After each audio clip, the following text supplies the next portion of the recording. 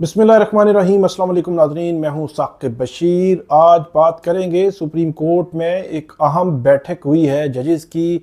उसमें क्या लग रहा है और सूरत हाल किस तरफ जा रही है। 63A नज़रसानी मंजूर होने के बाद अब सिचुएशन किस तरफ जा रही है और जो सियासी जमातें हैं वो क्या सोच रही हैं, आइनी तरमीम कब तक आ सकती हैं, इस पे तफसील के साथ बात करेंगे। और इसके अलावा हमारा मौजू होगा आज PTI का इस्लामाबाद एहतजाज, बड़े तसादुम का क्या ख़तरा हो सकता है और हुकूमत ने क्या जो है वो मकसद पूरा कर दिया जो PTI के एहतजाज का था। हुकूमत की जो पॉलिसी है उस पॉलिसी से वो मकसद पूरा होता नज़र आ रहा है जिसके लिए PTI एहतजाज कर रही थी या कर रही है। आज का एहतजाज क्या जो है वो असर दिखा सकता है और क्या कोई तसादुम का ख़तरा भी मौजूद है, इस पे तफसील के साथ जो है वो बात करते हैं। आप हमारे साथ रहिएगा। हमारा YouTube चैनल सब्सक्राइब कर लें, बेल आइकन का बटन प्रेस कर लें ताकि जब भी हम कोई वीडियो अपलोड करें तो फ़ौरन उसका लिंक आपको मिल जाया करे। कल 63A का फैसला आ गया और ये 30 सितंबर को पहले ही समाअत हुई थी और 3 अक्टूबर को आखिरी समाअत हुई। यूं चीफ जस्टिस काजी फाइज ईसा उन्होंने 3-4 दिन में ये केस जो है वो निपटा दिया उनके बेंच ने और ये नज़रसानी मंजूर कर ली। फ्लोर क्रॉसिंग का रास्ता खुल गया और अब जब जो है वो आइनी तरामीम में फ्लोर क्रॉसिंग होगी, लोटाक्रेसी होगी, तो उस वक्त ये सुप्रीम कोर्ट का ये फैसला यकीनी तौर पर याद रखा जाएगा। ये कल से हम बात कर रहे हैं कि सुप्रीम कोर्ट का फैसला, इसकी टाइमिंग मखसूस सियासी हालात के तनाजुर में बिल्कुल भी दुरुस्त नहीं है। इससे तासुर मिला, शायद जो है वो ये सहूलतकारी जो है वो मिली है हुकूमत वक़्त को, हुक्मरान इत्तेहाद को। बिलावल भुट्टो जरदारी बहुत बात कर रहे थे कि 63A के हवाले से जो ओरिजिनल हालत में हम आइन को बहाल करना चाहते हैं और फिर सुप्रीम कोर्ट में अचानक 20 सितंबर को ऑर्डिनेंस आया, 23 सितंबर को मीटिंग हुई और जस्टिस मंसूर अली शाह के बगैर मीटिंग हुई।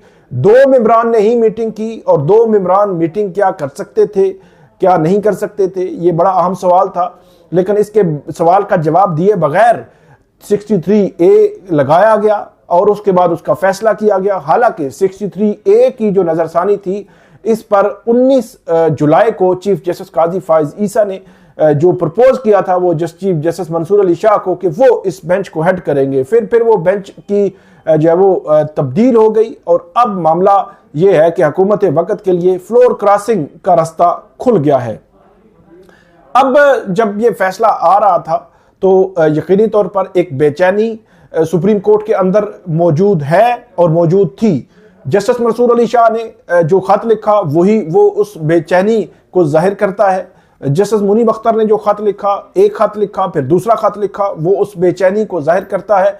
उसमें जो उठाए गए सवालात है, जो कमेटी की तश्कील है, तश्कील 9 है और जो ऑर्डिनेंस को फौरी तौर पर तस्लीम करना है, ये मल्टीपल क्वेश्चंस हैं जो सवालात उठा रहे थे, सवालात उठा रहे हैं और ये सुप्रीम कोर्ट के अंदर एक बेचैनी मौजूद है क्योंकि जो पहला ड्राफ्ट आया था उस ड्राफ्ट में बदनीति का उन्सर सामने आ गया था, जिससे ये पूरा ड्राफ्ट पढ़ने के बाद आपको पता चलता है कि ये अदलिया की आज़ादी सल्ब करने का एक कोशिश जो वो थी और है। और एक और बात कि पूरी जुडिशरी को एग्जेक्टिव कंट्रोल कर ले, एग्जेक्टिव के कंट्रोल से वो जुडिशरी चले।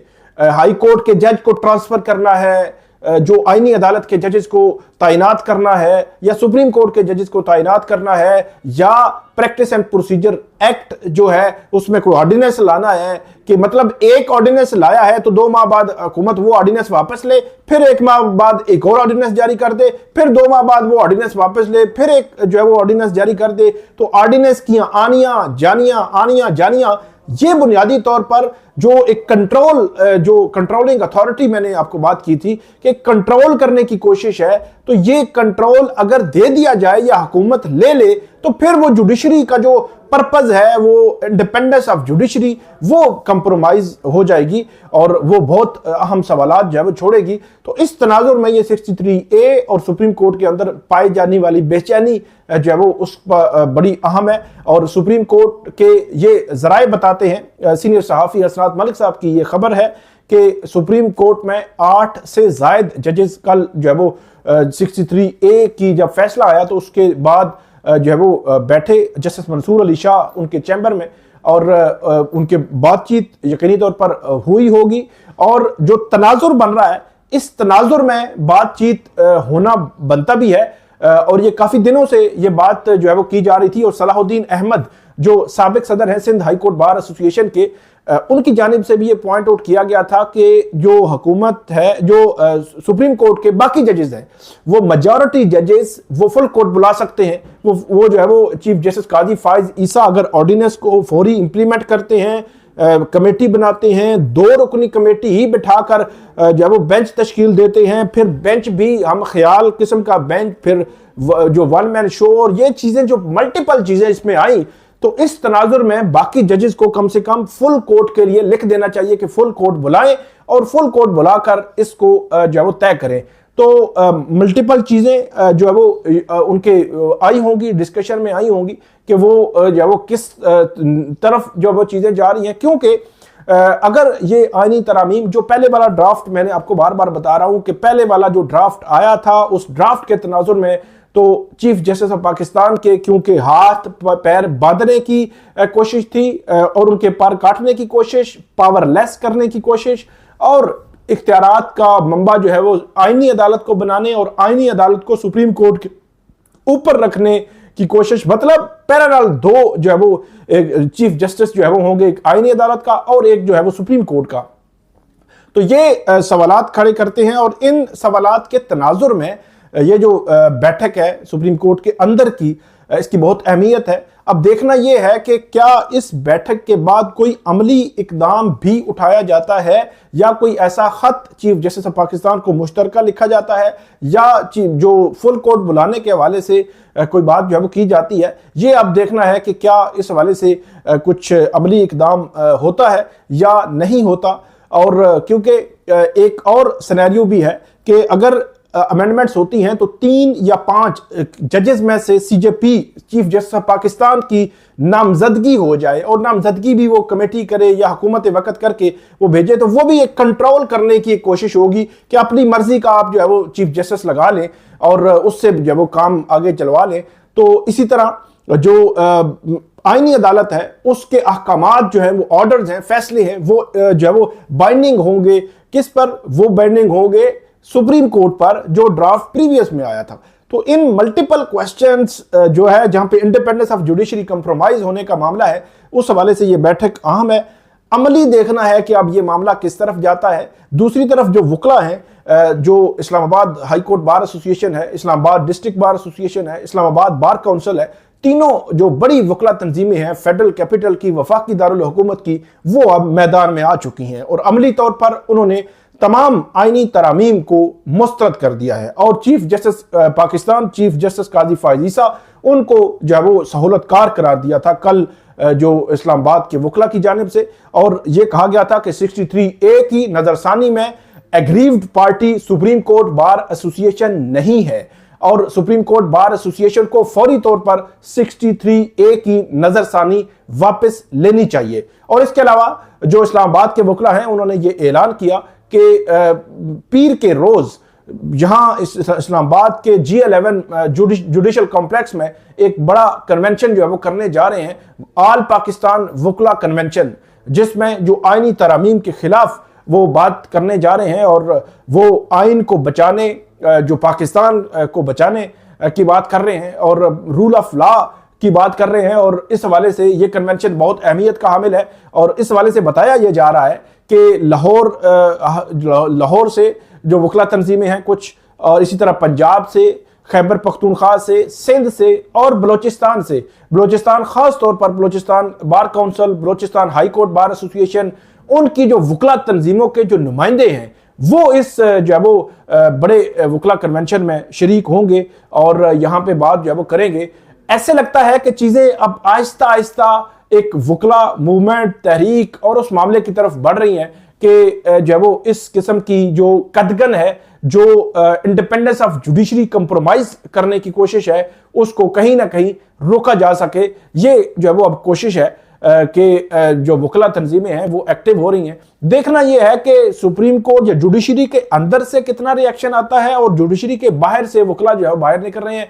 और जो आज पीटीआई का एहतजाज है वो भी इसी तनाजुर में है कि जो आईनी तरामीम हुकूमत करने जा रही है, हुकूमत को इन आईनी तरामीम करने से रोका जाए। तो ये सिनेरियो है सारा। दूसरा जो हमारा मौजू है उसकी तरफ बढ़ते हैं। पीटीआई आज जो है वो एहतजाज रखा है इमरान खान ने 4 अक्टूबर को कि हर सूरत में जो पीटीआई की क़यादत है वो डी चौक पहुंचे और डी चौक पहुंचकर जो एहतजाज है वो रिकॉर्ड करवाएं और हुकूमत जो आईनी तरामीम करना चाह रही है उनको आईनी तरामीम करने से रोका जाए। ये बुनियादी पॉइंट है। और इसमें जो चीफ मिनिस्टर हैं खैबर पख्तूनख्वा के अली अमीन गंडापुर, उनको यह टास्क दिया गया था कि आपने हर सूरत आपने डी चौक पहुंचना है। अली अमीन गंडापुर ने भी ये ऐलान कर रखा है कि वो हर सूरत पहुंचेंगे। अब जो हम ये बात कर रहे हैं तकरीबन 12:30 बजे हैं दिन के, उस वक्त जो काफिले हैं वो तैयार हो रहे हैं खैबर पख्तूनख्वा से भी और जो पंजाब के मुख्तलिफ इलाकों से भी, जिन्होंने एहतजाज के लिए यहाँ पे आना है।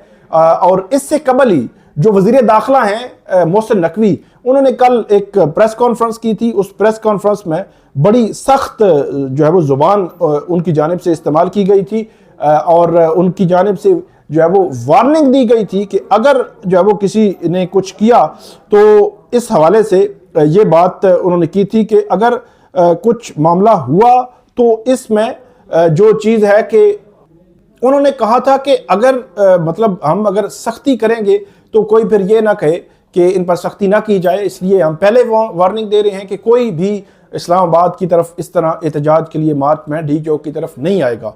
तो अब देखना यह है कि एक तरफ हुकूमत वक़्त है, उसने जो प्लान तैयार किया है उस प्लान को अगर देखा जाए तो मैं ये समझता हूँ कि पीटीआई ने एहतजाज की कॉल दी। एहतजाज का मकसद ये होता है कि हुकूमत वक़्त पर दबाव बढ़ाया जाए और हुकूमत को जो है वो ये आईनी तरमीम या कोई एक्ट करना चाह रही है तो उससे रोका जाए। तो उसका मकसद, उससे फिर क्या होता है, शहरी मुतासर होते हैं तो फिर हुकूमत पे प्रेशर आता है। ये काम हुकूमत वक़्त ने खुद ही कर दिया है। क्या किया है, यहाँ पे स्कूल्स बंद हैं, कॉलेजेस बंद हैं, जो ऑफिसेज हैं वो बंद हैं, बिजनेस एक्टिविटी तकरीबन बंद है, मेट्रो बंद है, पब्लिक ट्रांसपोर्ट बंद है, मोटरवे जो है वो बंद है।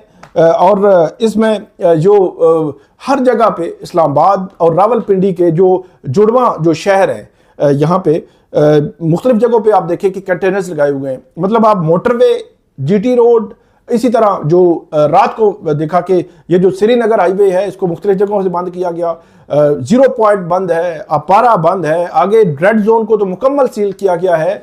इस्लामाबाद के आने और जाने वाले रास्ते बंद पड़े हुए हैं, गाड़ियां आ ही नहीं सकती, ना जा सकती हैं। मोटर बाइक जो है वो बड़ी मुश्किल से जो है वो वहां से गुजरती हैं। डबल रोड बंद है, फैजाबाद को जो है वो अंडरपास जो है बंद किया गया है, मरी रोड को बंद किया गया है। इसी तरह जो रावल चौक है, रावल रोड है, उनको बंद किया गया है। मतलब हर इन जो इसी तरह गुजर खान है, मोटरवे एंट्री एग्जिट पॉइंट्स है, इन तमाम को बंद कर दिया गया है। स्कूल बंद है।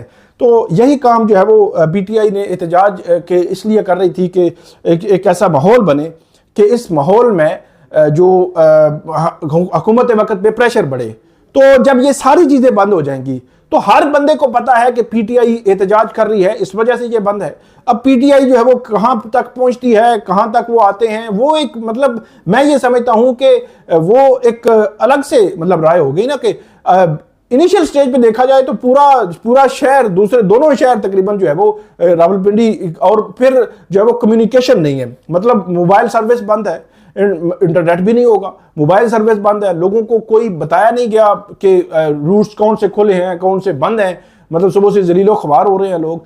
तो ये सारा काम जो पीटीआई के एहतजाज की वजह से होना था, एहतजाज की वजह से कम होना था, एहतजाज की वजह से दोबारा मैं बता रहा हूं कम होना था, लेकिन जो काम होना था वो हुकूमत वक़्त ने खुद ही कर दिया है। अब देखना यह है कि वो क्या गवर्नमेंट जो है वो पहुंच सकती है कहीं पे, जो है वो पीटीआई कहां तक पहुंचेंगे। अली अमीन गंडापुर, पीटीआई के एमएनएज, सेनेटर्स क्या महफूज हाथों में हैं, क्योंकि पीटीआई को सेनेटर्स और एमएनएज को बचाना होगा, क्योंकि अब फ्लोर क्रॉसिंग होनी है, फ्लोर क्रॉसिंग का रास्ता खुल गया है। ये मामला अब रोकना पीटीआई के हाथ में है कि अपने एमएनएस को खैबर पख्तूनख्वा में संभाल के रखे, इस एहतजाज में भी उनको ना लाया जाए। ये उनकी अब जो है वो लगता है कि उन्होंने जो अपने ताई जो है वो जिम्मेदारी है, वगरना ये है कि ये लेजिस्लेशन हो जाएगी। मतलब अगर आप एहतजाज के जरिए आईनी तरमीम रोकना चाह रहे हैं तो उस एहतजाज में अगर अपने एमएनएज और सेनेटर्स कुर्बान कर देंगे तो फिर रोकने की बजाय वो हो जाएगी।